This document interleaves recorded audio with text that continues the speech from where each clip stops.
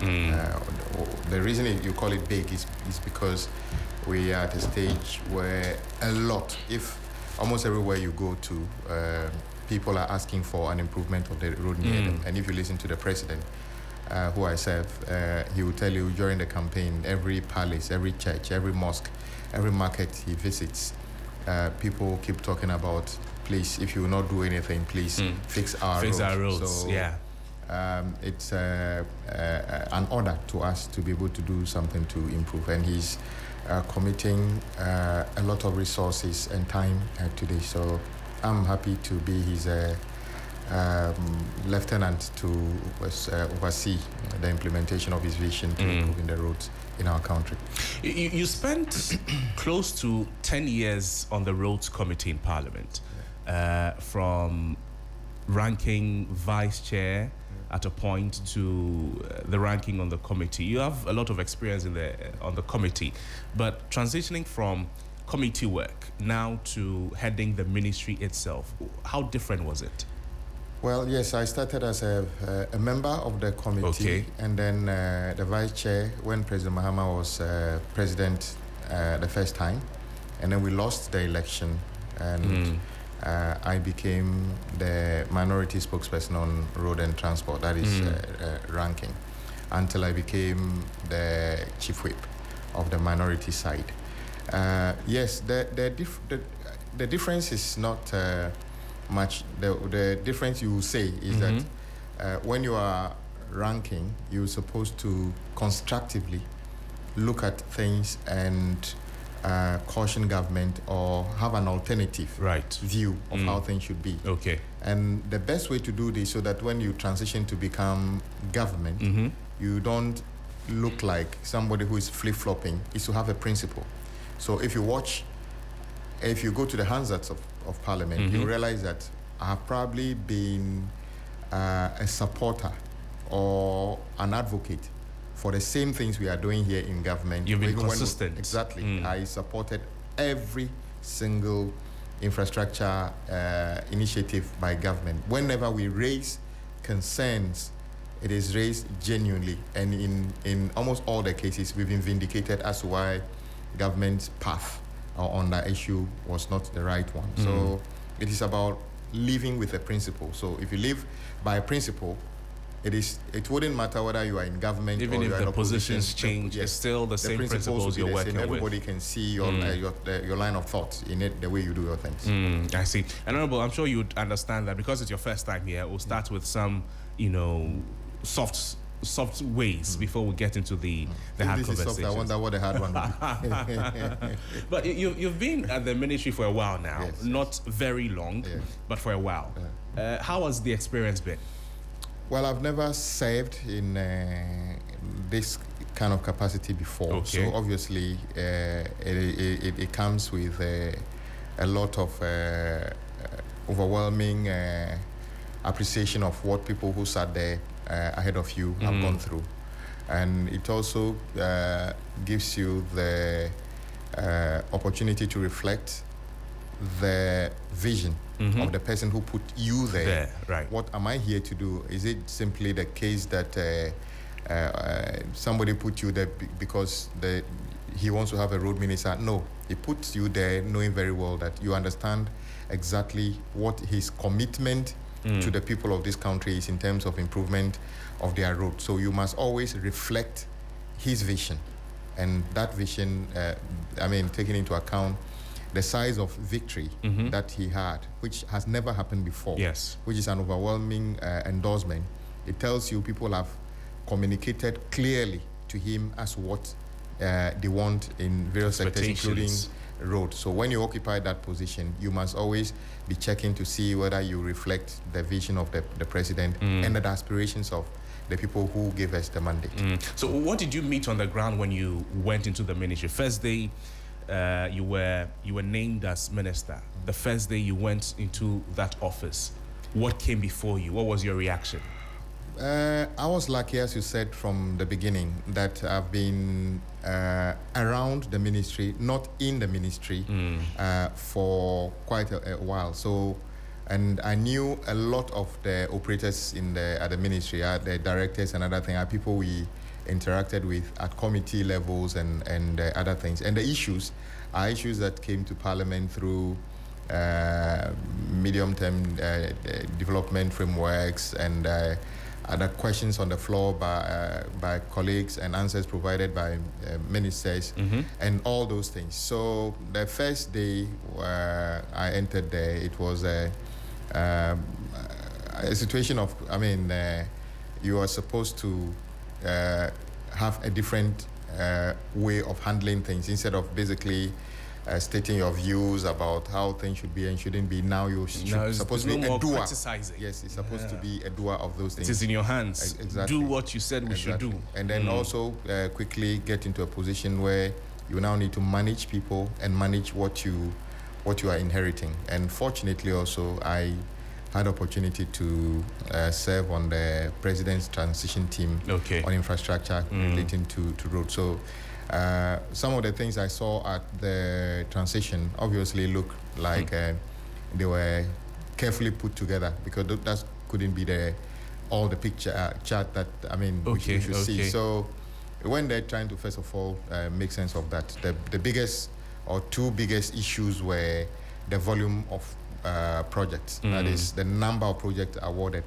Obviously at transition, the communication was about 110 billion cedis worth of projects awarded, and of which as of 2024 we all saw that 99% of contractors were not even on site. They packed out of site because the raise certificates were not paid and the government was in a mess in terms of the economy and other things. And the debt left, that is works done and unpaid for. So those are the biggest thing to restructure. And then the sentiment of Ghanaians that the road ministry appears to be a ministry that consumes a lot of public funds and have little to show for it. So when they hear we owe 40 billion, they said, so what did we spend the money on? So the first thing I decided to do was to go around the 16 regions myself to see, so that it's not as if somebody is telling you you're reporting something. We took time, went to all the places, and then to follow up on all the promises the president made, at what locations and what did he promise, before we begin to formulate solutions to some of them. So far, that is how we tackled the task that we came to meet. So with what you came to meet and the current state of our roads, honestly, what is the current state of Ghana's roads now since you took over? It's been, I can categorize it into sections. The biggest players are the contractors and suppliers. And then another group are the financiers. The contractor is not necessarily a financier of a road project. Sometimes a bank or an individual and others. And then the third one is trust. These three units completely, there was degeneration of relationship between them. So nobody trusted each other. Contractors never trusted government in terms of when they say, go to site and work, will pay you. There's financiers never trusted government when they say, we'll be paying. And then government itself was afraid of facing the reality that they messed things up. So the first thing we needed to do is to bring trust back. Was it difficult to do? It was difficult because historically, and especially the previous government conducted themselves in such a way that actually this organized the way things are done. For instance, the singular decision they took in 2017 to suspend many road projects, claiming they were doing investigation, of which Cocoa Road was part. And I attribute part of the collapse of the Cocoa Road to that singular decision to suspend and say they are doing investigation. By the time they finished, the whole system collapsed in terms of things like that. So when you put those things together, the first thing you need to do is to bring a level of trust. And the fact that we did the president directed that no ongoing project should be cancelled or suspended. When I went around, I encouraged contractors that the boss says that you are also a Ghanaian doing your legitimate business. Do not be afraid that government is coming to shut down your project, so you stop working or slow down. Rather, I encourage them to continue working.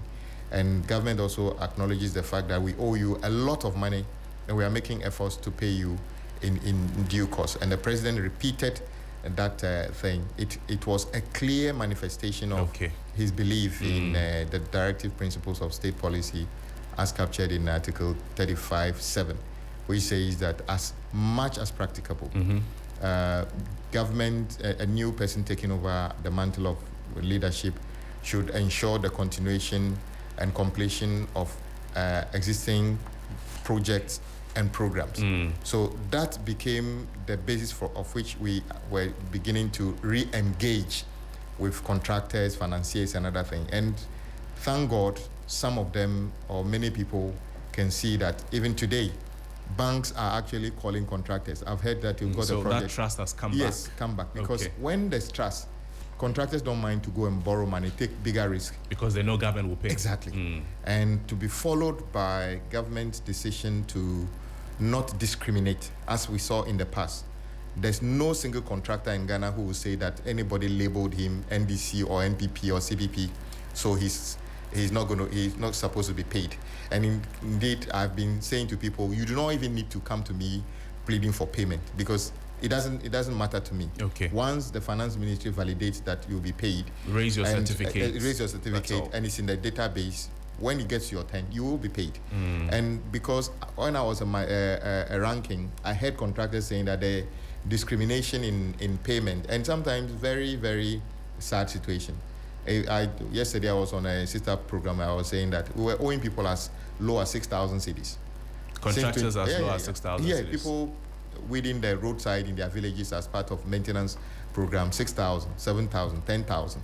Since 2022, 2023, they've not been paid. And somebody as Sefiwe also is owed that money and have to take a car to come and plead with a minister or a director to be paid. That's close to quarter of the amount. Exactly. Yeah. So those things were things that actually, took out the enthusiasm in the sector. And all those things are being addressed now. And hopefully, once that is addressed, you see that people are more ready to commit that, okay, look, government does not have all the money now, but they've shown good faith in adhering to the Constitution and doing things that are fairer than ever before. So let's re-engage and do whatever we can do also as patriotic citizens to play our role as contractors or service providers to make our roads better. Honourable Minister, 2026, in terms of budgetary allocation and the expectations the Ghanaian people have of the ministry, various parts of the country, what is the plan to fulfill some of the promises that were made by President Mahama? Thank you very much.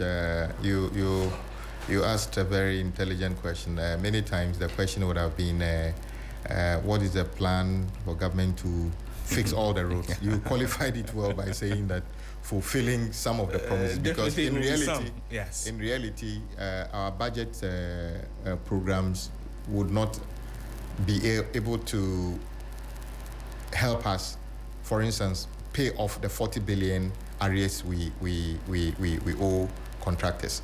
What it will do is to make an allocation to continually retire the arrears and hopefully at a point in time. So what the public will be looking for is what was allocated.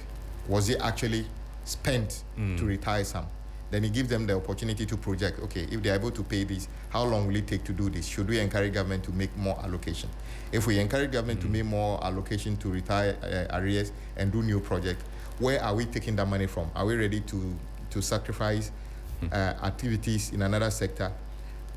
President Mahama had done it in a very important way that is attracting attention from everywhere, every part of the world.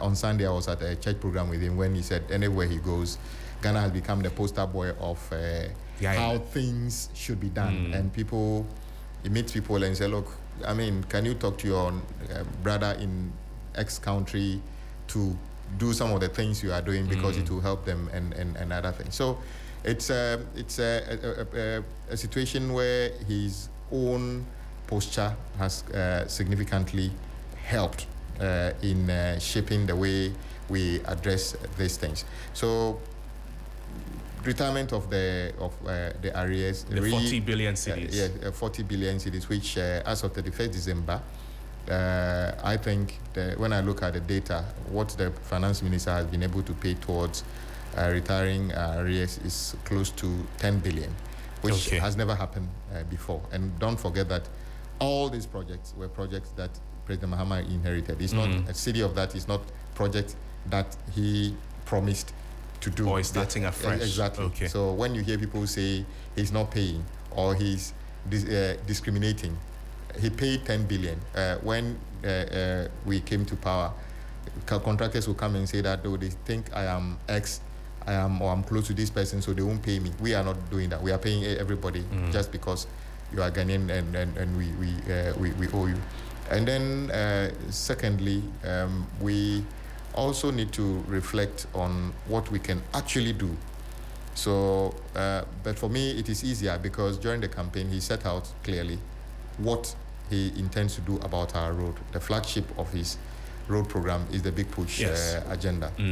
Unfortunately, he already outdoored the core of those projects. And the finance minister and myself went through a process, first of all, as I went around with my technical people to identify the road and see for myself what exactly the status of those roads are, almost all of them which are nothing to write home about, very deplorable. And the people genuinely complained about those things. And then our technical people now do the surveys, the design, the costing, pricing, and the figures were included in the president budget through the finance minister, went to parliament, got approval, did procurement, and went to site. That is the trunk roads, which is you can call it the spine of the country. So the Western Corridor, Eastern Corridor, Central Corridor, the North, the East-West alignment, both at the northern side, Bolga, and then how do you call it, Aflau, Elubo, all those things, and then some of the ring roads put together so that we can tackle the first stability, which is the posture or the spine of the country, the trunk road. Then currently you've been hearing me talk about his next line of intervention, which is the feeder road. We call it feeder because they feed the trunk roads into other parts. Exactly. Yes. And with support of the World Bank, the first phase is to do 1,000 kilometers of roads linking the most profitable economic zones. So places of mining, places of cocoa production, cashew, rice, yam, millet, and all those things. And we're working with the World Bank currently on those things, which are also supposed to start on site somewhere this year. And a combination of many other things we are doing, which are not poster size of projects, but are very also important to people. The community roads, the drains that are broken, the culverts that needed to be replaced so that people can move easily from their house to the community clinic, from their homes to work, and all those things, which are also going on at the same time. So that is the way we have approached it. So based on the expectations or what you have started to do, my question then would be, how do you prioritize? Is it the constituency that gives you more pressure? Is it an area where there's a lot of traffic, or an area where there's a huge economic opportunity that informs the decision to construct which road first? Okay, so when it comes to the Big Push, there's no, as you heard me say consistently, it is not a constituency-specific intervention. Yes, the trunk roads, the spine of the country. And then we made sure that, because his vision is to make sure every regional capital is connected, and the regional capitals are connected back to the national capital. Okay. That is the first priority. So automatically it means that every region will be part of his first approach. So if I give you an example, these are not the only things that we are doing. So Ahafo, we are doing the Tepa Goso. One of the things that, one of the projects that was abandoned, and then you see on social media, it's been asphalted quickly currently to be completed within the year. And that's for Ahafo. Ashanti region, the construction of the Kumasi Outer Ring Road. a very important route to divert traffic that is not meant for Kumasi, but are going probably further north, but are forced into the center of Kumasi and creating congestion. The contractor moved to site now to create a diversion from around the Jisu all the way to cross Wademampong Road, so that a section of that traffic can be taken away to decongest Kumasi. That is Ashanti region. We are also prioritizing the completion of the stalled Swami interchange project. It's been very long. Exactly, under the big push. We needed to pay some outstanding monies owed the contractor, and then that would give them the opportunity. So that has been paid already? It's part of the 10 billion? No, that has not been paid. That will be the next line of payment that the finance minister will be doing from next month going. Bono, the construction of Sunyani Outer Ring Road, we are building a complete loop around Sunyani currently. That project historically was started by President Mahama in his first term, was completely abandoned. So would you classify that as an inherited project or as a new project? It would have been inherited by him, from himself, because he started it. But for him, it doesn't matter to him who started it, because as I told you, the directive principles of state policy, Article 35(7), clearly tells us what we should do, because the Constitution envisages that no one party can rule the country forever. True. So the Constitution made provision for how we conduct ourselves in times of transition. Unfortunately, some governments never respect that rule, but President Mahama is respecting it, which is very good for Ghana. And then Bono East, the Techiman, Nkonsia, Wenchi, Central Region, the dualization of Winneba, Cape Coast, Eastern Region, the construction of a Chiamanfo bridge. Incidentally, this morning, when I get to the office, one of the first things I'm going to do is to sign the contract for the construction of the longest and the biggest bridge in Ghana, which the people call it a Fram Plains Bridge and other things, which is one of the things we are going to do. That is one of the projects in Eastern Region. The other big push project touching Eastern Region, but this is the most significant. Greater Accra Region, the Dodoa Afienya Road, and a number of them. You mentioned the Dodowa Afienya Road, for instance, a road that has a lot of conversations on. What should be the proper and the fair expectations of the people who use that road? Expectation? Yes. We are completing that road with asphalt surfacing. You would have the most amazing drive experience when it's completed within before the end of 2027. And the contractor is a formidable contractor. It's working. It's on site working. So that will be before 2027? Yes. Okay. And I'm sure by 2027. Okay. Okay. And I'm sure the Winneba Kaswa Road is also part of the... Yes, we have inherited that and have captured it as existing project, novated as a big push project. A big push project. Yes. Okay. Yes. And that is also ongoing. Yes. Construction work is ongoing. Also 2027. Yes. Okay. But we should be able to complete before 2027. Yes. If we're listening to a lot of your engagements, the thinking is that, or what you tell us, is that a lot of the projects will be completed in 2027. Yes. Does it mean that there's a lot of speed currently that the contractors are using to work, and does it not there's a fear that because of how quickly all of it is happening at the same time, the quality of the work may reduce? Is it a valid fear to have? It's a valid fear based on our history, but we continually engage with our service provider, consultants and contractors. In fact, since Monday, we've been inviting all the major contractors to the ministry with their technical staff and the agencies to review every portfolio of project and tell you what we see you doing, which is wrong, and other things. And we have people, resident engineers on site and other things. And we are now attaching responsibility to everybody on site. So if it's your job to certify that a work is done, and you do, and it turns out that your certification was born out of shoddy evaluation, we sanction you. So as you heard me say, not even the staff of the ministry who are on site or the third-party supervisors like consultants are going to be spared on this, because the Ghanaian does not expect us to spend their money. If you drive through the capital, a lot of the roads, you see, particularly at the junctions or the intersections, the bitumen would have been removed, huge potholes, and they start very small. Some in like a year and a half, freshly constructed roads are spoiled. What should be the fair road expectancy of... Well, every road that is designed and constructed has a lifespan. Lifespan, okay. So it is expected to last that long. The thing you see in the cities in terms of decay is simply because for you to build, and much of it, I can tell you, you are talking about places that you saw beautiful asphalt and you drove on it for 6 months and then that's all. Yes, because that is how deceptive asphalt is. Okay. It is a situation where a contractor, if he's not very patriotic, would see a defect in a portion of the road. Needed to find out why did it fail in the first place. Could it be that the base is weak or the base has failed?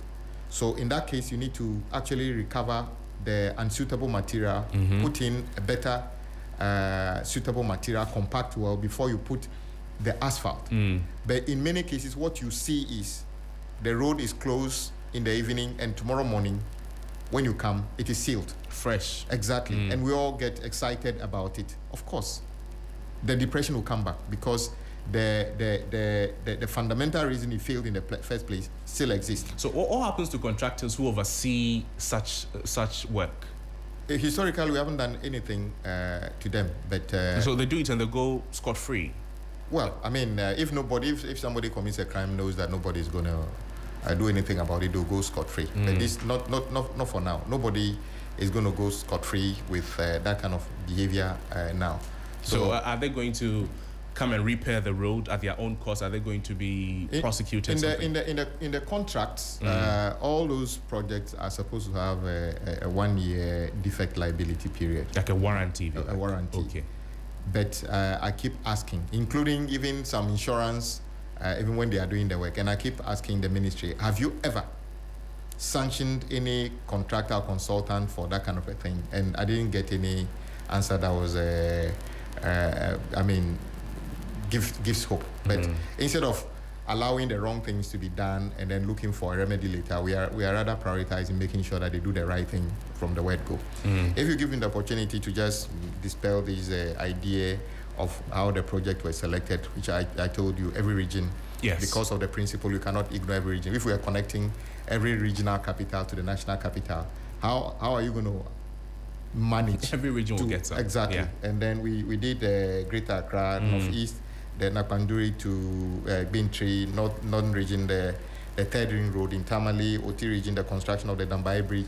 By the way, the contractor has moved to site for the construction of the Dambai Bridge as well, and the president will be cutting sort shortly.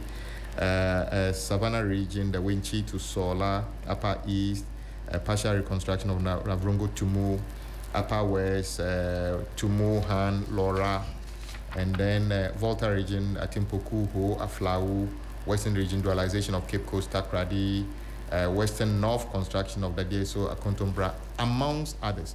So the selection of the Big Push project has nothing to do with where anybody gets votes from. It is basically a principled position to improve our trunk road and interconnect our regions back to the national capital. Back to the capital. Yeah. A few messages are already coming in, and we would want to get into them too. Noble, please ask the Honourable Minister about the Wapuli Treponi Road. Either has been given out for construction or that the Transport Minister, that's the Transport Minister's constituency. So the person is asking about the Wapuli Charaponi Road. Yes. What's the latest on that? Wapuli is already been taken care of. Yes, it's in the Transport Minister's constituency. We haven't doing a bridge. It's supposed to be a bridge there, and then just a few weeks ago, we needed to do another bridge, which is of a national security concern. The bridge from the district linking our eastern neighbors to Togo. There's a river that bridges us, and that river means that a portion of Ghana's physical land property is within Togo. Okay. But because of the river, and because there's no bridge over it, the boundary is being redrawn to assume that the river bank is the boundary. So we are now, a contractor is on site to do a new bridge to access our parcel of land to the other side, and other projects working in there. So yes, the project, the area he talked about is already in focus. The Wapole, okay. OT region roads are very bad. Please tell the minister to take interest in OT roads because, OT, what's the plan for OT region? When President Mahama took office and gave me the opportunities to serve as his road minister, as I said, one of the things we did was to go around the country. And indeed, when I went to OT region, I didn't see any contractor working at all. No contractor was working. It was as if it was out of the commitments of government. To look for them in terms of roads. Yeah, exactly.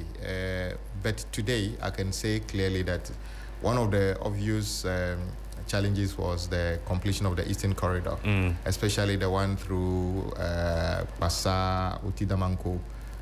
Today, those big, you can't call it potholes, those craters. Big craters on the road are all been filled. The contractor, Chana Jiangxi, is on site working, and fortunately, it is also being captured as a big push. Don't forget, this project have been there before President Mahama left office and has come back to meet it. So sometimes when I hear people get fixated on one particular road, why is it not being completed? I said, there are many roads you came to inherit which you didn't do anything about. Why are you worried about that? But we are not going to discriminate. We are tackling all of them. And then from Dambai towards Krachi, which is where the bridge is going to happen. And many of the abandoned projects have been taken into consideration, are working on them currently. The Winneba to Swedro Road, when is the contractor coming on site? So that's a question from Piers Morgan on Facebook. Okay, so that road is a very, very important road. That enclave actually can serve as a detour to come back to Accra. Yes. So it was a situation where, and I always believe that getting into a region, there should always be more than one route access to every region. And we are working on all of that, all the way back to Accra through, how do you call, Ofankor and all those areas. So you don't necessarily have to go through Kaswa to go back to this. So it's there are different contractors working on those sections. When is the contractor coming to site? I need to check exactly when. But the expectation too is 2027. Yes, almost every project in the first phase of project we've awarded, except the bridges, are 24 months. That is up to the end of 2027. Except the bridges that are complicated, that we expect that it will take a bit more time. But even that, 3 years and thereabout is what we are expecting to. Vakpo to Wusuta Road. Vakpo to Wusuta, we sent, those are the third layers of interventions we are doing across the country. We actually sent a contractor there, but my last review is that actual work started and stopped, but I'm reviewing all those currently this week. There's a concern too about the Pandai-Salaga road. That when will government turn its attention to that road? We are already doing some works around Salaga. We are doing some works around that enclave, and the honesty is that we can't fix all the roads in any district or any constituency at the same time. So we prioritize which one will be the easiest one. It brings me to my question, not now on the trunk road, not on the spine, but for the roads in the district like you're talking about. What are the modalities that you go through to select which one to do first? Okay, so to every district, there's a district capital. Yes. And when the LI is promulgated, they would tell you where is the principal road connecting that district capital to that regional capital within which the district exists. So that road is designated. So the first line of action will be to make sure that that road linking the district capital to the regional capital within which that region is should be fixed. So that is the obvious way we think. Okay. But sometimes it could happen that the area of economic importance in the district may not necessarily be the district capital. It may not be the district capital. So in that case, we make exceptions and make provision to connect that one also to the district capital first before we go to the regional capital. Okay, so regional capital, district capital, or economic importance. Exactly. And then what next? And sometimes national security. Okay. Yes. So national security is one of the reasons so I'll give you one example of a bridge in Saboba area. Okay. Where the lack of that bridge means that when our compatriots go to conduct activity farming on a land legitimately within the boundaries of Ghana, they are seen as trespassing into another country simply because there's no bridge. Okay. In this case, that road doesn't lead to anywhere you can call a regional capital or another thing. But for our own national sovereignty, we needed to do that. That is the kind of thing I say that for national security, another thing, we take decisions also based on things like that. So it's not necessarily which member of parliament makes the most noise, which constituencies shout the most. There are a few things you consider before you get to work. We pay attention to the concerns of everybody in terms of the nature of their road. And I have been a vice chairman and a ranking member of the road committee, but truth be told, the roads in Adaklu did not receive much attention, but I didn't see it as a neglect. I just thought that it will get to our time. The right time. The right time. The temptation will be that people think that if you make a lot of noise or not noise, you make a lot of statements and other things, then you get attention. Demonstrations. But do they work at all? Well, the demonstration wouldn't change the budget. Okay. You understand? But some of the concerns are very, very genuine. For instance, when the Ofankor project was abandoned, we shouldn't even have waited for the public to raise the level of anger they raised, because that alignment is the most important trunk road leaving the capital to the second most important city. So who would have been raising the point? It is not even a constituency specific thing. So even if the MP, the DCE there is joining hands with people who are unhappy, there's somebody going to Bolga using that road. He has nothing to do with geographical situation of where the road actually is. But he has got a genuine concern. Those ones are not things we disregard at all, because it is very important. So we take steps to get it resolved. But sometimes, I was speaking somewhere at the beginning of the week. Okay, we are building a road. The community never had a road. Fortunately, President Mahama's big push is now going through that community. So we are from a road that is, gravel surface, uneven and everything. All of a sudden, there's a road, asphalt, first-class asphalt, going through that community. Then you get a comment that, ahead of us, we saw that you are doing a dual carriage in a community.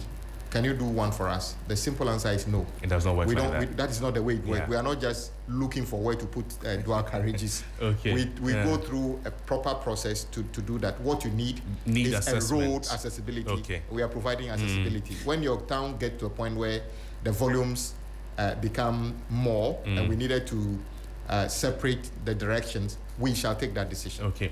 Let's come back to the capital. What is the plan for improving road infrastructure in the capital? We're seeing that population is growing, increasing gridlock during peak hours, and contributing to vehicle shortages, driver misbehavior, what we're seeing right now.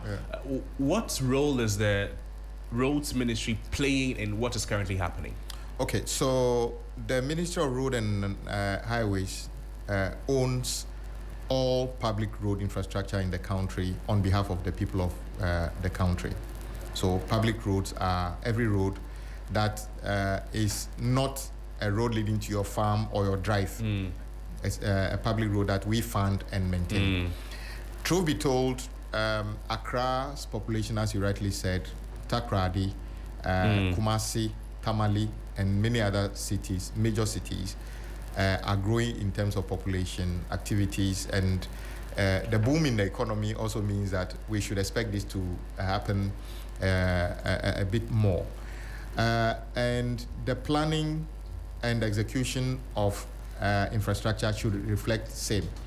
I can't say that it is simply the problem of lack of roads that led to what we saw the other day, which was very unpleasant. In the past, the complaint was that the price of fuel, the cost of spare parts is the reason we see the confrontation between drivers and passengers at stations when they are trying to increase prices, another thing. All those are in the reverse now. Fuel is as cheap as we can never get it currently because of the health of the economy and exchange rate gains we have made.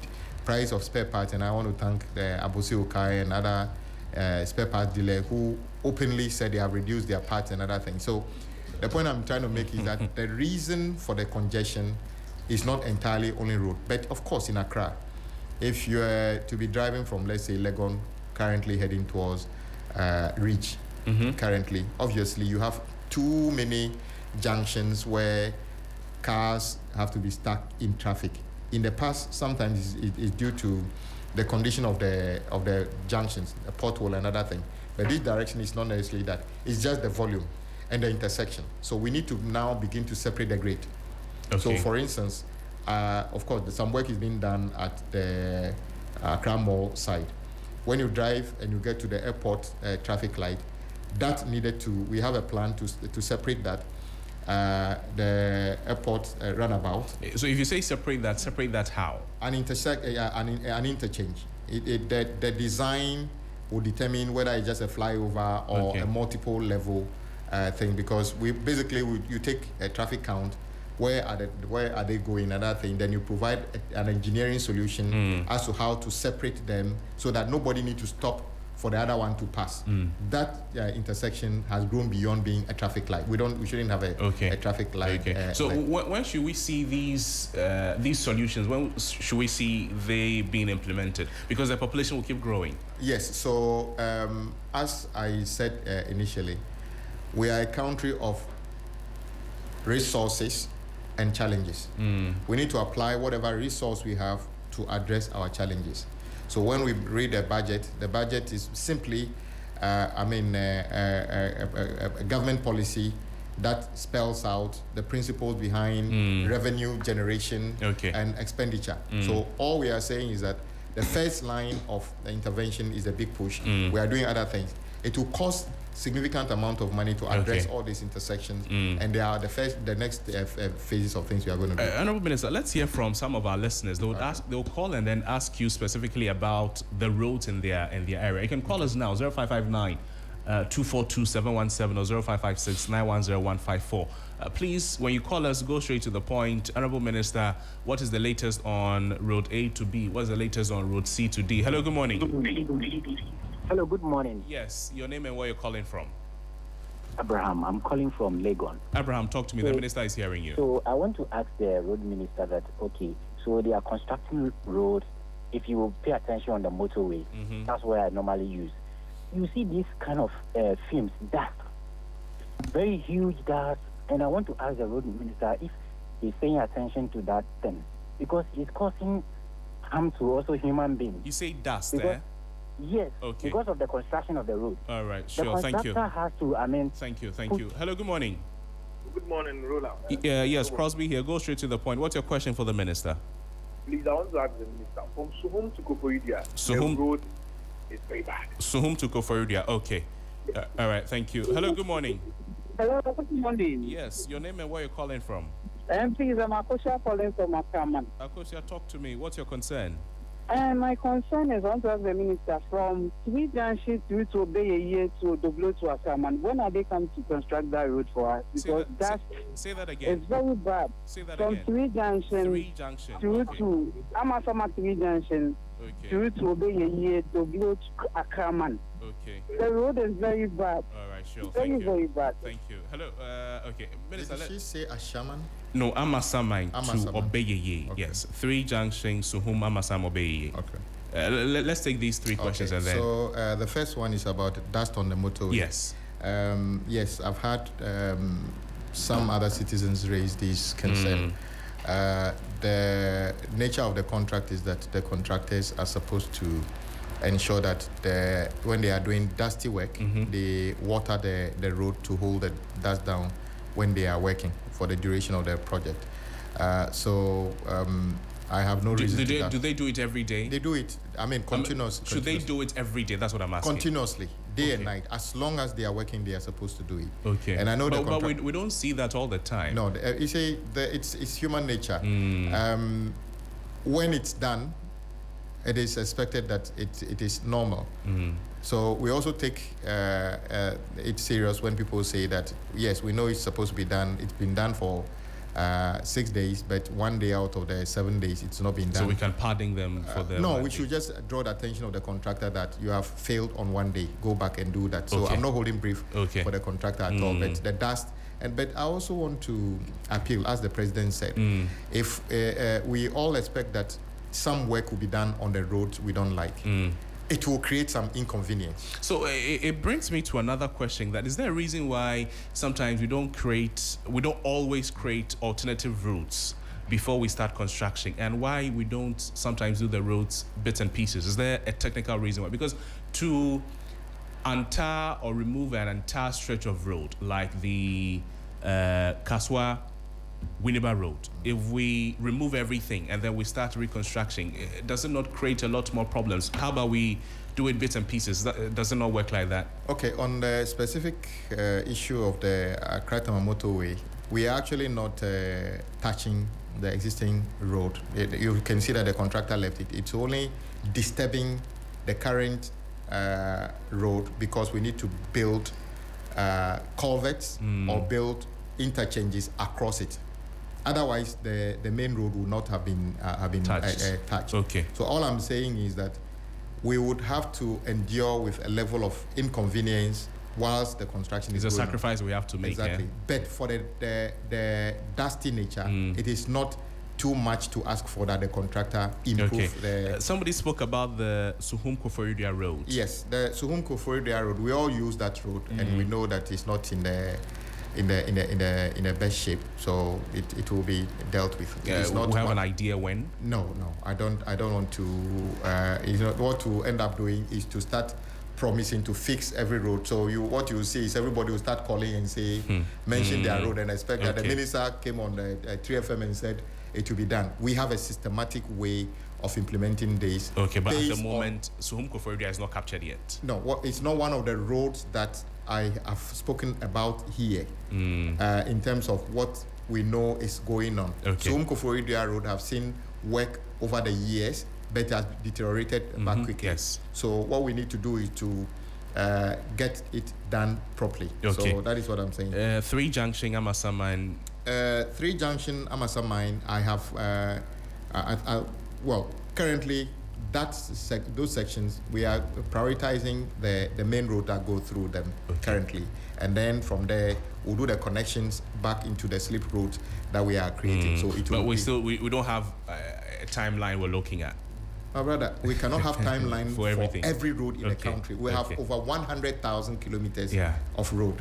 The temptation will be that give us when the time that all the road is as good as saying that give us a timeline that all the 100,000 kilometers of the road. I don't want to be seen as somebody who actually want to say things to people to be happy that I will do it. We are systematically addressing the road challenges. And then Kaswa to Winneba, you made an example. We have learned a lesson. Of course, we shouldn't have disturbed the existing road. When we are doing the expansion, we should have just gone to do the additional works we want to do and then come back to deal with the main road later.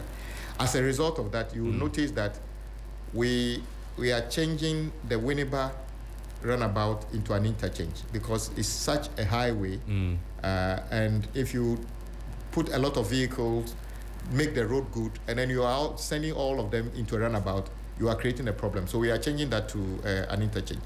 But the road from Winneba to Mankisim, yes, is now a new project ongoing. So you will notice that the contractor is not touching the existing road between Winneba and Mankisim. Rather, he's building the additional road separately.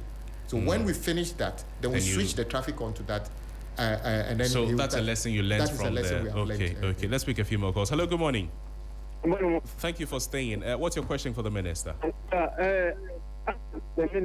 Your line is breaking. Sorry, please call back. Hello, good morning. Hello. Hello, good morning. Yes, what's your question for the minister, please? Hello. I can hear you. What's your question for the minister? Hello. Unfortunately, you can call us back 0559-242717 0556-910154. Hello, good morning. Good morning. How are you? Yeah, I'm fine, thank you. What's your question for the minister? Ask the minister whether he has taken notice of a problem at the Peki Road from Peki Abetile going to Ajokwe. On your right, when you are going like this, some section of the road is higher than the other side on the left. And last time I was traveling on it with a friend, we nearly, when the driver wanted to switch on to the other. Okay, thank you. I think the point has been made. Hello, good morning. Good morning. Yes, what's your question for the minister, please? Okay, so I just want to ask the minister, you know, I live in Community 25, just around DPS. I was asking, they constructed the road from Community 25, DPS junction to VRA. They call it a VRA road. But there's a road that links that road to the N1, which is around the MS police station. You can also use that same road to Pram and also Afinia. So I wanted to ask the minister if it's part of the plans of the feeder road. Thank you. Hello, good morning. Hello, good morning. Yes, your question for the minister, please. Please, is it possible to get the contractors to work 24 hours so that the project will move a little faster? Because it seems like a lot is going on, but very slow to my expectations. Is it possible to get them? Thank you. Minister, let's start with the last question. The contractors working 24 hours is in line with the 24-hour economy. It plays right into it. Yes, I must say that joyously, there are many contractors who are already doing that. Even if you go to the motorway, they are, on many occasions, they work around the clock. And I know that I visited some construction sites. I have a habit of doing this solo sometimes in the night at weekends and other things. And I know a particular contractor that because they want to work 24 hours, they feed the staff or their staff breakfast, lunch, and dinner. So when your 7-hour shift is gone, you eat you eat breakfast and then you go. The guys come in the evening, they eat dinner, and then they continue to work. And many contractors actually are working 24 hours. It depends on the activities which they are carrying through. And then if I go to Peki Avetile, yes, that project is on the route of the Eastern Corridor. If you remember, Eastern Corridor starts from Tema, Asikuma Junction all the way through Peki, Beve, Have Hokwe, and then going northwards. Yes, the original project there was being done by I think GS International. Okay. Later, under Road Fund, I think, when it was changed, the contractor was changed. But when the contractor was changed, the contractor was asked to just rehabilitate the failed section and then head towards Kwame towards Have. So indeed, when you go there now, the difference you see is the difference between the binder and the wearing course. The wearing course has not been installed in some of the sections. So you can say it is not yet a completed project. That is why you see that 50 or 75 mil difference between the binder and then the wearing course. So it will be addressed. DPS MFs, yes, it's true. When you are coming from the motorway to Central University and you do the left, you run in front of DPS, the thermal plant, VRA thermal plant. There are some very important roads there who should have easily taken you back as a detour to Michelle Camp Gate, and then also through MF's back to the same road heading towards Akosobo. They are all part of urban road portfolio we are working Minister, on. we have to go, but a few more. Adenta Dodua, my producer is asking me that if I don't ask you, me and him will fight. When should we expect work to be done? Okay, I hope you would have said that, oh, Minister, I've seen that President Mahama has brought back the contractor, because before 2024 election, the contractor was not there. The question is specific. When should we know something is being done, the contractor has come, but you should finish when? At home, when your son actually acknowledges, or the people you serve acknowledge that, why you be? It gives you morale. Exactly. So yeah, but it's a legitimate question. Fortunately, the president directed that project also, which originally was part of the Sino-Hydro project that collapsed. The debt exchange. Exactly. Okay. And then the previous government put it on a GOG project. But unfortunately, much as you saw, the contractor did a lot of work, was not paid. And those were some of the debt President Mahama has cleared. That is why the contractor is back on site now. What is the timeline? That contractor has also got a deadline not exceeding end of 2027 to complete that completely. Oyibi Adam Robi, that's one question coming. Okay. To a Bree Road, have they started? But it's been abandoned 10 kilometers. What we have started in that area is to say that when you finish the Dodoa, Adenta Dodoa, we are connecting Dodoa through Afienya all the way to Dowenya, an extremely important detour. What it means is that when you live at Oyebi, you live at Adenta and all those places, and you, let's say, go to Ada for a weekend with your family, you are coming back, you have no reason to even come close to Tamamoto Way. Right. You can just do a right there, drive on asphalt through Dowenya, through Afienya, Dodoa, and you are back to Adenta. Minister, thank you. Adaklu constituency, a word for them before you go, sir. Adaklu constituency, I just left them on Saturday. I think they are happy and grateful to President Mahama for all the interventions they are making. Are they fine with the roads? Some work is going on the most critical roads that they've cried for. That is from Oho through our district capital, connecting to Agoti-Meziope. Accra Kumasi, finally. Yes. Which of them? The main expressway. The main expressway. Yes. Yeah, existing expressway, or you're talking about the Accra Kumasi Express with the proposed. The proposed expressway. Okay. The design is ongoing. Okay. We expect the final draft June, July this year, and then we will take. So hopefully, in the course of the year, the president will cut short for almost 200 kilometers of world-class road, 6 lanes and everything. Imagine President Nkrumah built 19 kilometers of Accra Tamamoto Way, and we haven't forgotten. Imagine the president that will build Minister, 200 kilometers of that. Thank you. Komla Kluche is pulling you away. He says that we should end the conversation. But thank you so much, sir. We're grateful so much for your time. Good boy.